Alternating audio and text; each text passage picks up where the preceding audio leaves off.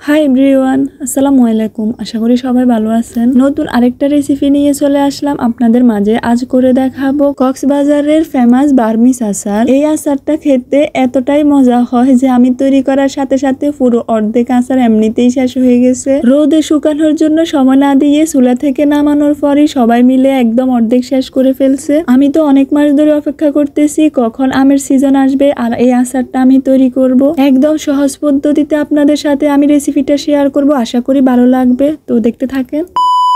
আচারটা তৈরি করার জন্য এখানে আমি 1 কেজি আম নিয়ে নিয়েছি। এগুলাকে সুন্দরভাবে খোসা ছাড়িয়ে নেব। আমি সবগুলো আম লম্বাটে সাইজে নিয়েছি, আপনারা চাইলে যে কোনো সাইজের আম নিতে পারেন। বার্মিস আচারের জন্য এমন টাইপের আম নিতে হবে যেন আমের আটিটা একটু শক্ত হয়।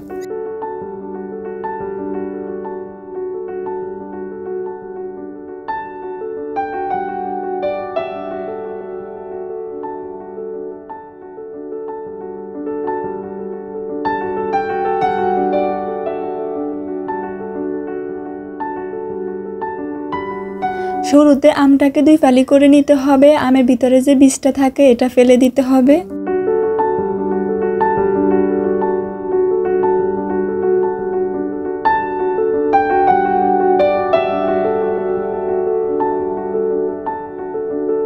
আমের ফালিগুলোকে এভাবে পাতলা করে কেটে নিতে হবে। বেশি পাতলা হলে আবার আমের আচারটা খেতে ভালো লাগে না। আমি এভাবে করে কেটে নিচ্ছি, দেখেন।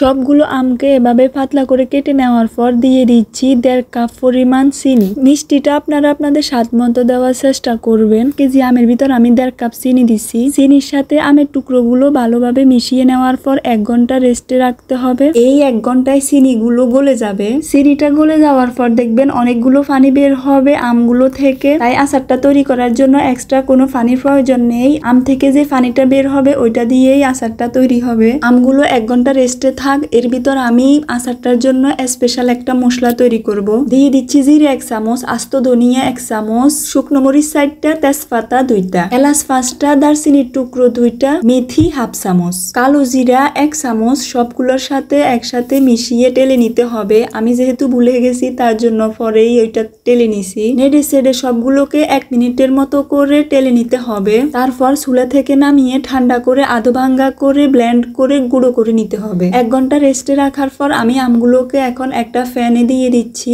দেখেন আমগুলো থেকে কতগুলো পানি বের হয়েছে। আম থেকে বের হওয়া পানি দিয়ে আচারটা তৈরি করব। দিয়ে দিচ্ছি 1 চা চামচ লবণ। মাঝারি আঁচে জাল করে নিতে হবে। মাঝে মধ্যে হালকা হাতে নেড়ে ছেড়ে নিতে হবে। এখন আমি কিছু গুঁড়ো মশলা দিয়ে দিব। দিয়ে দিচ্ছি 1/2 চা চামচ হলুদ গুঁড়ো এবং 1/2 চা চামচ মরিচ গুঁড়ো। এই মশলাগুলো খুব বেশি ঝালের কাজ করবে না। এটা দিয়েছি মূলত যেন আচারের কালারটা খুব সুন্দর আসে। হলুদ এবং মরিচের গুঁড়োগুলোকে আমি আমের সাথে খুব সুন্দরভাবে মিশিয়ে নিচ্ছি। আচারটার ভিতর যখন 2 থেকে 3 বার বলক চলে আসবে তখন চুলার আঁচটা একদম কমিয়ে দিতে হবে।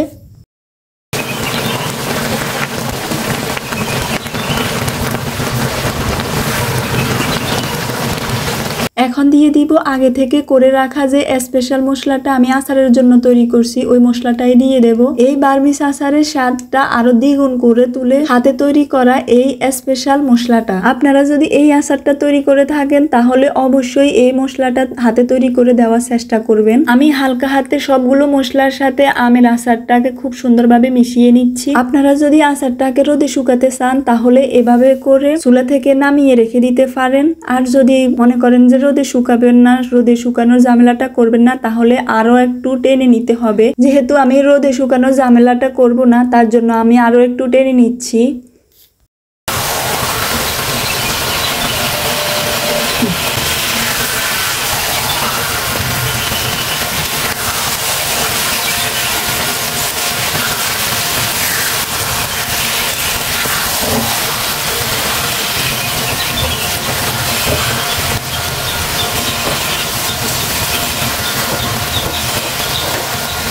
আমার আচারটা এখন পুরোপুরি রেডি। এখন আমি চুলা থেকে নামিয়ে রেখে দেব। চুলা থেকে নামিয়ে ঠান্ডা করে একটা কাঁচের বক্সে করে ফ্রিজে রেখে দিলে প্রায় 1 বছরের মতো করে আচারটা অনেক বেশি ভালো থাকবে। আমি আগেই বলছি রোদে শুকানো ঝামেলাটা আমি করব না, তার জন্য আমি বক্সে করে ফ্রিজে রেখে দেব। আমি 1 কেজি আম দিয়েই আচারটা তৈরি করছি। আপনারা চাইলে এর অধিক আম দিয়ে আচারটা তৈরি করতে পারেন, তার ফলে কিন্তু মশলার পরিমাণটা বেশি হবে। এই লোভনীয় আচারটা যদি আপনাদের ভালো লেগে থাকে তাহলে অবশ্যই কমেন্টে জানাবেন দেখতে কেমন হয়েছে আচারটা।